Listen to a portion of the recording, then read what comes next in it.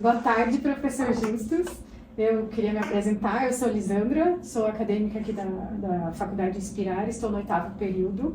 E é um prazer gigante ter você aqui. Já de começo eu queria agradecer à professora Jéssica. Jéssica, muito obrigada pela dica.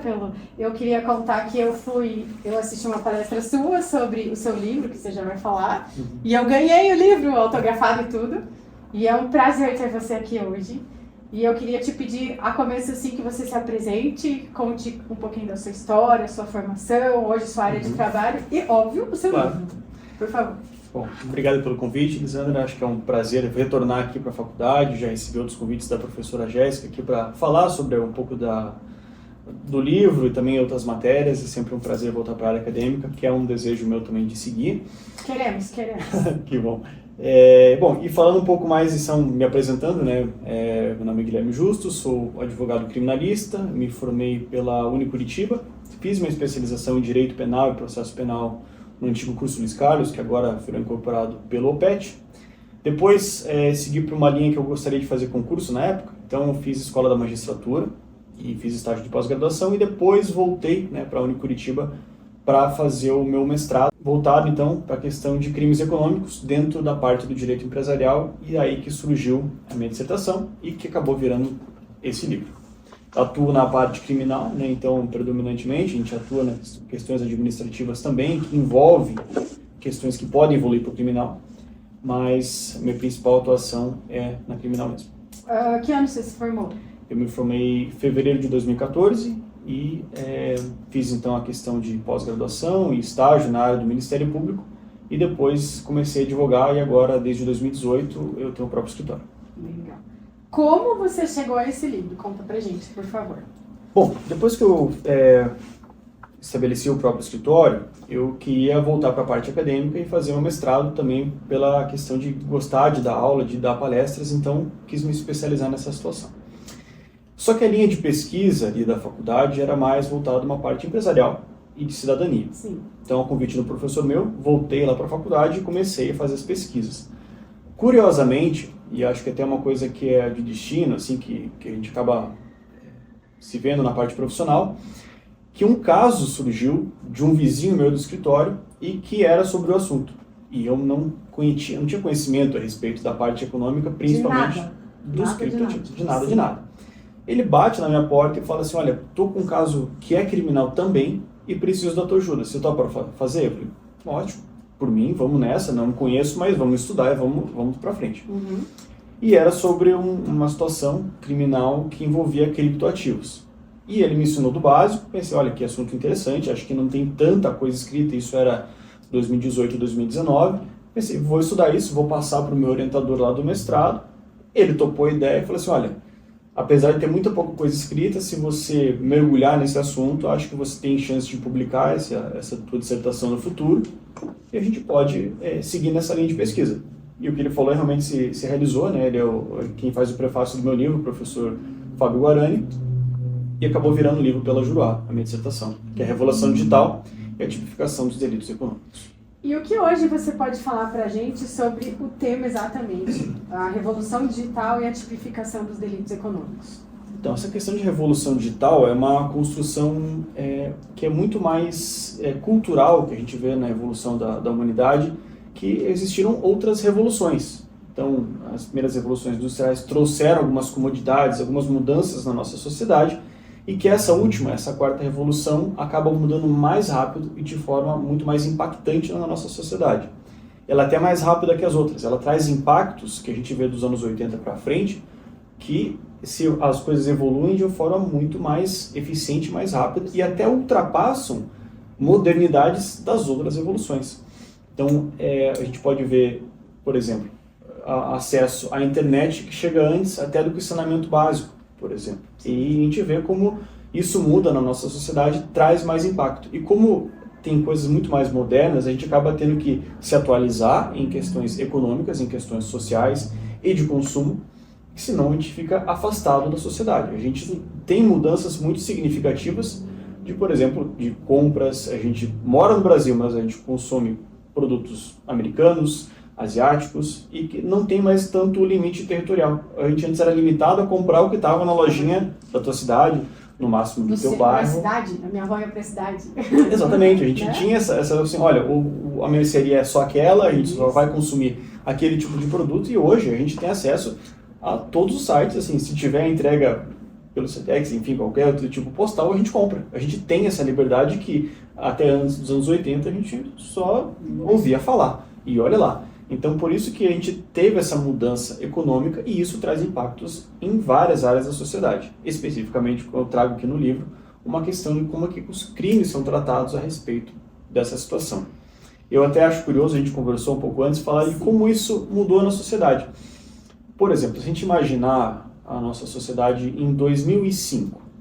20 anos atrás. 20 anos atrás. Sim. A gente pensa até com um recorte tão grande, mas vamos imaginar que se a gente estivesse andando num lugar perigoso na nossa cidade e fosse abordado por uma pessoa que estivesse realizando um assalto. Sim. Se ela te pergunta... Eu ia ser assaltado, e daí? Hipoteticamente, essa situação. Pois não. Se a pessoa, o delinquente, vai lá, você vai me dar ou a carteira ou o celular. Em 2005, você prefere perder o quê?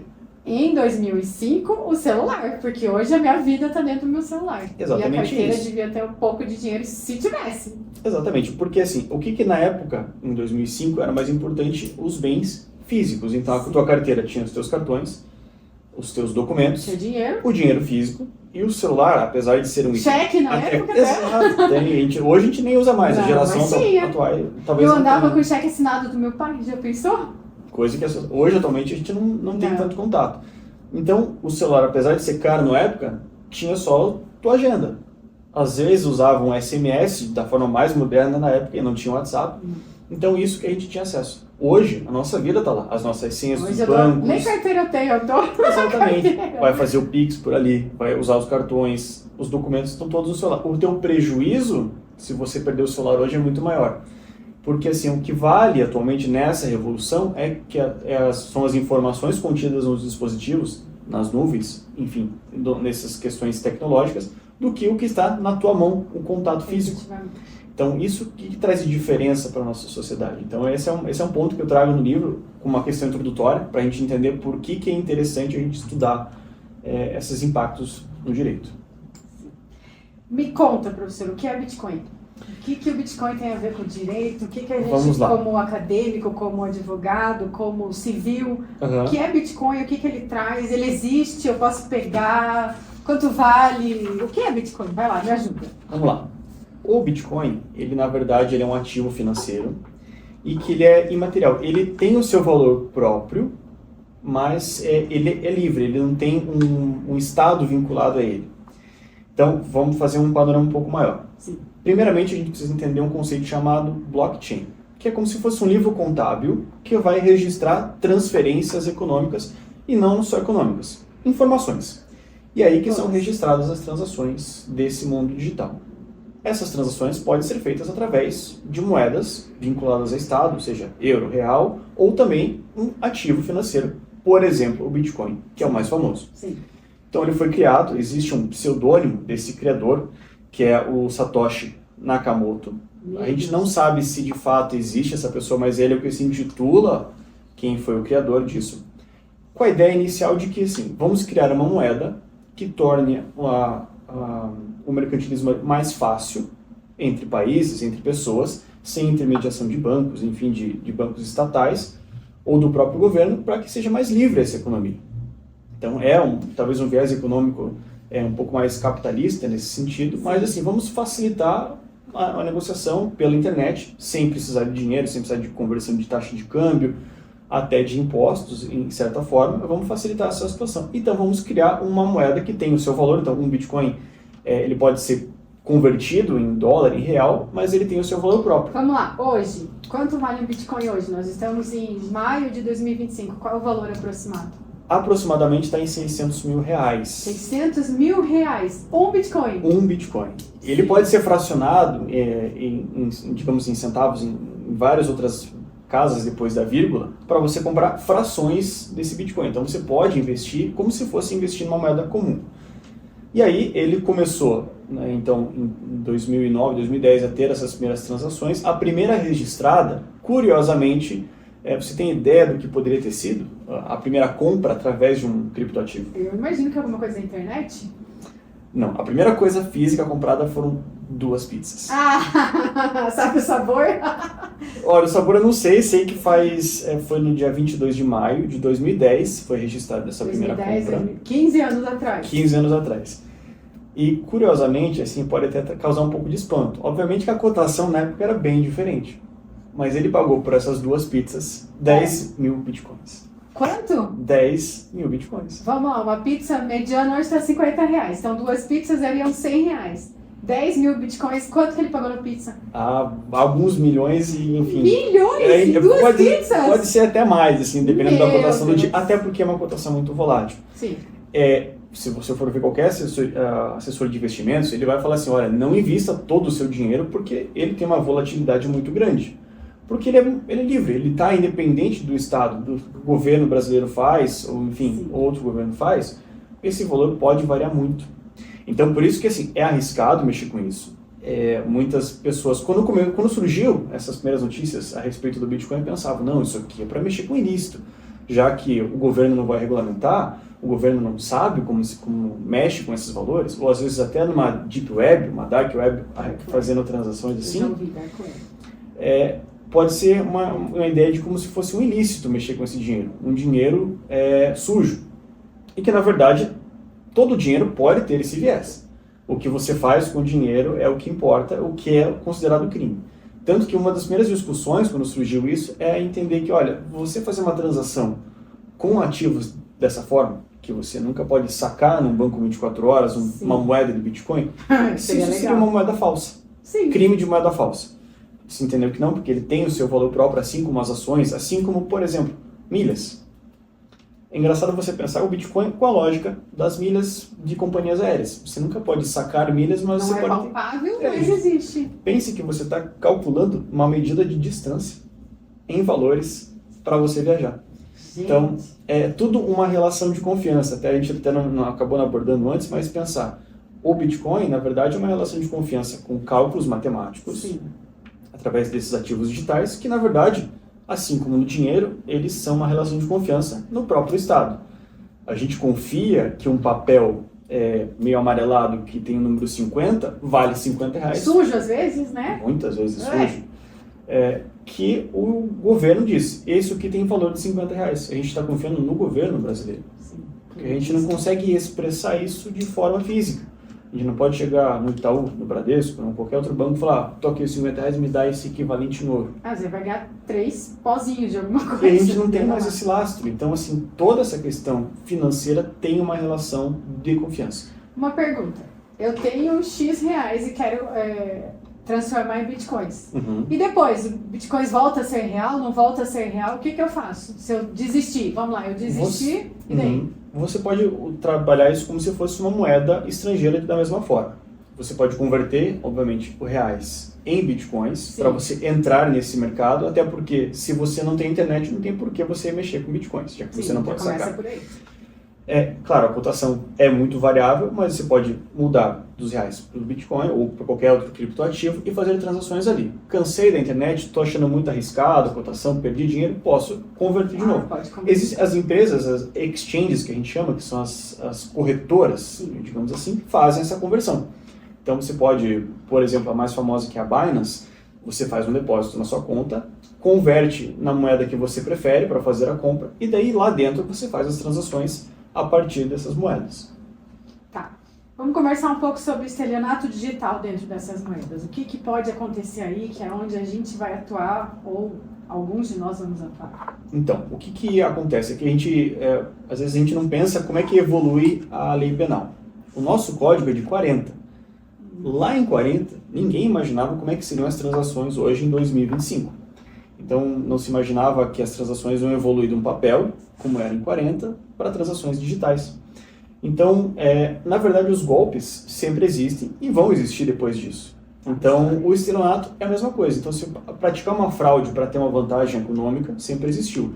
Só que existe essa mudança da legislação recente que atribuiu o estelionato digital, que é praticar esses golpes através de moedas digitais no meio virtual. E a comprovação disso não é mais difícil? Exatamente. Tem uma grande dificuldade porque é uma relação também de confiança na pessoa que está gerindo. Como é que eu vou comprovar? Exato. Essa é a principal dificuldade e de você também estabelecer um limite do que é de fato uma fraude ou apenas um mau negócio. É um mercado muito volátil e você precisa comprovar, no caso do estelionato, que existe uma má-fé de quem está gerindo aquele dinheiro para buscar uma vantagem. A dificuldade principal dessas investigações é você vai ter que confiar que aquele valor transferido para você é um ativo financeiro, já que ele não pode ser sacado. Inclusive, tem até outras camadas para os outros crimes. Até, não sei se estou me alongando, mas aqui é uma formação importante. Uhum. A partir do momento que você vai converter o teu dinheiro em real naquele ativo, ele vai para um banco de dados e vão ser feitas as transferências naquela blockchain. Sim. E pode ser feitas várias transferências. Mas pense com a lógica do dinheiro. O dinheiro, ele tem um número na nota. Sim. Aquele número é só a sua vez que está com ele. Então, assim, a partir do momento que você entrega nas mãos do corretor para fazer as transferências, como é que você sabe que aquela moeda em si é a sua e que ele não mexeu com o dinheiro de outras pessoas a respeito disso? Esse rastreio pode ser feito, o sistema tem esse registro, mas até você identificar que essa transação é específica do seu dinheiro, tem uma maior dificuldade. Pode ser feito? Sim. Mas tem essa dificuldade, por isso que a gente precisa entender a lógica do crime. Muitas vezes, assim, sem querer fazer defesa, às vezes é só um negócio arriscado. E você está assumindo Como o vários risco. por aí, não só a criptomoeda. Ou a pessoa que tem essa situação. Qual que é o grande problema também, e que muitas vezes se entende não como estelionato, mas como outro crime que chama apropriação indébita. Sim. O estelionato, você está aplicando um golpe de uma falsidade, muitas vezes, prometendo que está investindo e não investe. Digamos, você vai no corretor e fala, quero que você invista tantos reais em Bitcoin. Ele pega o teu dinheiro e ele não converte. Você nunca vai saber no sistema se o teu dinheiro virou o Bitcoin ou não. Ou ele pode ser que ele pegue o seu dinheiro, converta, mas nunca mais devolva. E aí ele está se apropriando do seu valor. Sim. Não é falso, mas ele colocou uma destinação diferente do que você pretendia. E tudo isso é comprovável? Provável, claro, tem dificuldades porque um dos pontos que foi feita a própria criptoativo é que ela não tem vínculo ao Estado. Então, assim, qual que é o Estado competente para investigar isso? Esse é um grande problema, porque a gente está na internet, a evolução digital quebrou muitas fronteiras geográficas. Sim. Então, a gente pode trabalhar aqui com um ativo financeiro que é da Ásia, por exemplo. E aí, quem que é responsável por investigar isso? Brasil ou algum país da Ásia? Essa questão de competência do direito tem muito conflito. Então, essa é uma evolução que talvez seja o caminho mais provável dessa regulamentação de ser um assunto uniforme entre vários países, acordos comerciais entre vários países, para fazer sentido. Senão, é muito mais fácil para quem está mal intencionado nesse mercado fazer transações onde a legislação não é tão rígida. Então, joga para essa situação. Então, claro, pode ser investigado, mas tem essa dificuldade de competência de países para a investigação.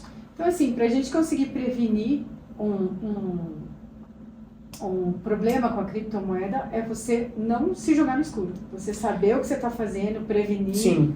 E fazer a coisa certa, procurar pessoas certas, porque senão Exatamente. você perde. Porque, assim, existem golpes tradicionais que só mudam a forma através, então, desses ativos. A evolução de um estelionato, a evolução de um esquema de pirâmide, por exemplo. Sim. Que são feitos através desses ativos. Mas, assim, o que mostrou-se, assim, um caminho mais eficaz de fiscalização seria dessas empresas que fazem a conversão, para que elas passem relatórios dessas transações da blockchain para algum órgão regulamentador, inclusive para questões de declaração de imposto de renda, enfim, você está movimentando valores. Para expressar isso em reais, para você saber o que está sendo movimentado com relação a esses valores. Então, o que você faz com as transações é como se você tivesse também o dinheiro físico, a lógica. Porque o dinheiro físico, se você não compra uma coisa sem dar nota fiscal, sem ter algum registro de transação, o papel aceitou, guardou debaixo do colchão, ninguém vai saber. É a mesma lógica, você pode cometer crimes de compras através desses ativos e ninguém ficar sabendo, vai ficar registrado entre as minhas transações na blockchain e ali. Depois que faz uma quebra de sigilo, que eles vão descobrir. Mas até chegar nesse ponto, se comprovar que tem isso, é diferente. Então, assim, um dos principais casos em que iniciou investigações a respeito disso se chama Silk Road. Foi nos Estados Unidos que faziam transações, as transações estavam ok com relação aos criptoativos, então não se criminaliza a utilização. mas a compra era de drogas, então era feito um tráfico de drogas através disso, em vez de pagar em dólar ou qualquer outra moeda, pagava-se em Bitcoin. Então, esse tipo de investigação que pode se motivar, só que a motivação inicial era um outro crime, não a transação em si. Diante de tudo isso que a gente viu e conversou, Bitcoin ou as criptomoedas é bom ou é ruim para a nossa sociedade? Eu acho que tem vantagens e desvantagens e, querendo ou não, minha posição é que ela é inevitável a um médio e longo prazo. Sim, concordo. Porque, assim, como a nossa sociedade está muito mais voltada a uma questão internacional de compras, de negociações, que a gente não está tão limitado à nossa questão física, territorial, a gente vai precisar fazer negócios fora. A gente consome coisas de fora. Em vez de fazer 2 câmbios, por exemplo, de um país para dólar, dólar para outra moeda, a gente faz numa só. Essa é a ideia principal. Então, assim, imagino que seja inevitável isso. É claro que é um conflito também de soberania dos estados. Querendo ou não, assim, o dinheiro vinculado ao próprio estado vai perder o valor. Então, assim, preciso ter reais, se eu vou ter que converter outras vezes, por que eu vou fazer essa movimentação e gerar tributo para um país, sendo que não me interessa o que vai ter de resultado do imposto, né? A gente fala, tem que pagar imposto porque o estado vai prestar serviço. Se eu não vou interesse nenhum naquele estado, não preciso movimentar dinheiro para ele. Então, imagino que seja um futuro. A gente já está acostumado a mexer muito mais em transações econômicas através de internet banking do que dinheiro físico, que é uma evolução, querendo ou não, a gente imaginava antes, era estranho, eu não confiava que aquilo transferência dá certo. É estranho ter dinheiro na mão. Exatamente. A lógica se inverte. Então, imagino que é o caminho que vai acontecer. Então, criminalizar a utilização eu acho que não é o caminho. É meio que inevitável e não tem esse controle. E é um controle que tem que ser feito de forma global. Não adianta um país fazer separado do outro, que daí simplesmente só vai afastar os seus utilizadores naquela determinada região. Para a gente caminhar já para o final, quais as suas considerações finais sobre tudo isso? Eu acho que é um campo interessante de estudo. Eu acho que realmente tem muita gente que tem receio por esse histórico assim, de poder utilizar isso de forma ilícita, mas é uma forma de desenvolver economia e, enfim, até de investimento particular. Ninguém fala para investir uma porcentagem maior do teu patrimônio nisso, mas acho que é um futuro, a gente evoluir nessa situação. Não tão longe assim, né? Acho que não tão longe, a gente se acostumando com essa ideia, entender que o direito precisa se adaptar a isso. Então, as regulamentações internacionais são importantes, para a gente não criar paraísos fiscais digitais, por exemplo, entender talvez a responsabilização um pouco maior no direito penal, porque a gente está assumindo riscos que a gente não conhecia.